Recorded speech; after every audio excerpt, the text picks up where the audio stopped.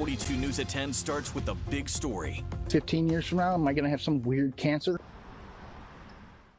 Tonight, a Your Voice, Your Station investigation on the St. Clair County landfill fire that has been burning for more than 2 months. Our team has been working to get answers from local, state, and federal agencies. Good evening. I'm Sherry Jackson. And I'm Ben Hoover. Investigative reporter Chloe Vincenti has uncovered how that fire could have been prevented and what comes next for the residents worried about their family's health.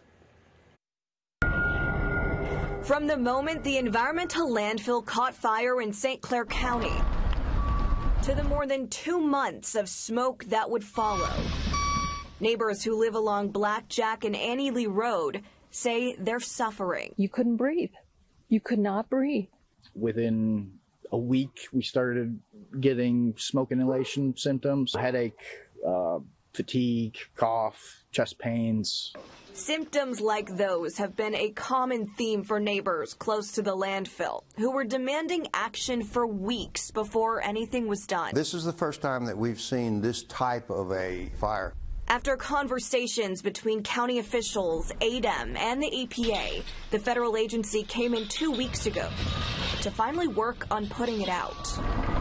But for residents like Frank Reed, the problem is far from over. Letting it smolder like this and letting us breathe this in, this is unsafe. While we don't know who or what started the fire, we did our own research into the state's records on the environmental landfill. ADEM's own documents show the agency knew it was a fire hazard since 2013, and again recently on this report from August. ADEM documents from over the years show materials like construction demolition waste and petroleum-contaminated soil were illegally dumped at the environmental landfill, which was never even permitted to be a landfill to begin with. Do you think it's fair to say that this fire was preventable? Yeah, this fire was absolutely preventable. ADEM's documents show that they performed inspections, found unauthorized materials, and failed to act in a way that would prevent this from taking place. Greater Birmingham Alliance to Stop Pollution's executive director, Michael Hansen, says once again ADEM isn't doing enough when it comes to state environmental issues.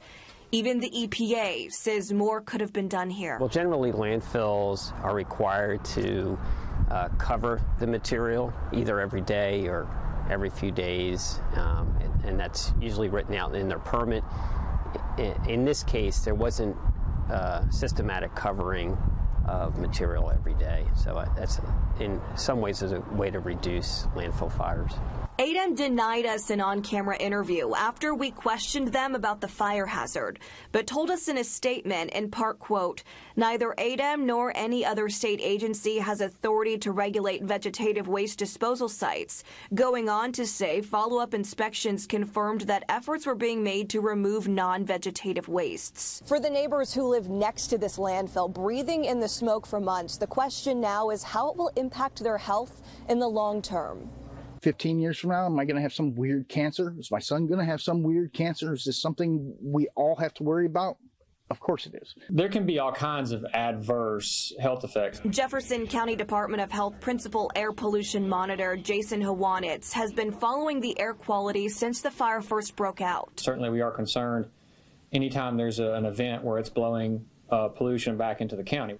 Hawanitz says while the data they've collected over the past couple months doesn't show any significant increases in dangerous air particles throughout Jefferson County, it's a different story for those who live next to the landfill. It's still relatively short-term exposure when you're looking at how we look at exposure to air pollution. If you're in the impact area, then take those cautions and try to avoid, prolonged smoke exposure. Without any concrete data out yet about the health impacts, neighbors are left fearing the unknown. Just let us die. That's what they're doing. That's what the state's doing. Now, according to the EPA, the main health concern so far has been elevated levels of dangerous air particles they call PM 2.5. The EPA has been publishing those values for the areas directly surrounding the landfill since January 20th. Some days the levels reach the unhealthy zone, meaning it can impact everyone who lives nearby. After several conversations with CBS 42 news managers this afternoon, the Alabama Department of Environmental Management agreed to do a live interview with CBS 42 in tonight's newscast. So Lynn Battle, who's with the Office of External Affairs there, is joining us now to discuss specifically what ADEM could and could not do in this case. And Lynn, thanks for joining us. I just want to begin with, you heard the report. Did ADEM fail to act in a way that would have prevented this fire? Well, first, I would like to thank you for having me on tonight. And I want to let you know that ADEM sympathizes with the people in the area who have been affected by the fire. We understand that they're frustrated. ADEM is frustrated. That's why we've been working to put the fire out from the beginning with the local, state, and federal officials. And we know that there was a lot of misinformation out. We want the people to have the facts. So ADEM has created a website, moodyfireupdate.com, where they can get daily updates and information about the air and water testing results that are out. And we have that, the statement that you gave our Chloe Vincenti that's been on our website all day, as well as a link to that Moody fire information from ADEM. The question, again, did ADEM fail to act in a way that could have prevented this fire from starting, since you have documents that date back at least to 2013 on what was being dumped at that site? ADEM has been working from the beginning. We went to the site because of a complaint investigation. We located some unauthorized material. We told the property owner that they needed to remove that waste. We went back and did follow-up inspections. We did note that there was a fire hazard, and the property owner should have removed or handled the material on site to prevent a fire. So how did you verify that they did the things that they said they did? In your 2022 report of August of 2022, the inspector pointed out that the demolition waste could not be determined on the site, but said that previously observed creosote-coated power poles and pallets had been removed. There are pictures showing where that material was not covered. If ADEM was able to force them to remove some of those materials from the site, why couldn't they then force them also to cover the site? As the EPA representative said, that would have been a way to prevent the fire. ADEM does not regulate this vegetative waste disposal site. However, the material that was on site that was not authorized to be there, what ADEM did tell them to remove that waste, and followed up to make sure that that waste was being removed and being managed properly. So we have two quick questions because we're going to run out of time. And again, we do thank you for joining us. ADEM called this site an unauthorized solid waste dump at one point. This is again from that 2017 document. If you're able to reclassify what they're doing and call them an unauthorized waste dump site, why could you not then reclassify the site itself as one that ADEM could regulate? That term did not apply to the entire site. That term applied to unauthorized waste, on incidental waste that was in certain areas on that site, not the entire site.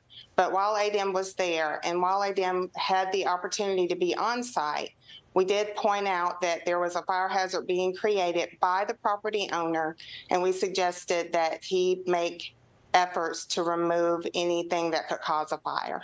And lastly, there were 3 hot spots that this August 2022 report points out that your inspector saw at the site. 3 hot spots, again, representing that there was this sort of construction disposal waste on site at that point. And again, did ADEM have an opportunity in August of 2022 to perhaps prevent this fire from burning? ADEM issued enforcement actions about the unauthorized waste. The notice of violation did not address the fire hazard because ADEM is not a fire inspector. ADEM is not a firefighter.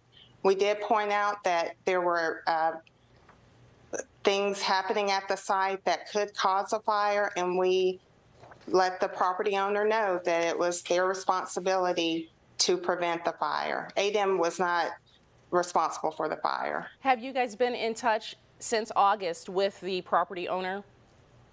I don't have that information right now. I know that we sent information to the property owner. I am not sure about the what has happened since then. Okay, and then this is the last question, because about 2.6 miles from there, ADEM enforced an action just yesterday against Alabama Oil and Gas Recovery. In your news release that you sent out yesterday, it talked about them taking action to properly close their tank systems and their container storage areas. That location, again, about 2.6 miles from this fire that's burning in Moody. Is there any connection at all to what's burning there and what was discovered at that location and why ADEM had to take this enforcement action? There is no connection to the two sites. ADEM does regulate that particular site and has taken enforcement to have the property owner take responsibility for having that site closed. It has to be secured and closed, and they have to respond to ADEM within the allotted time period. That's Lynn Battle, the chief of the Office of External Affairs for the Alabama Department of Environmental Management.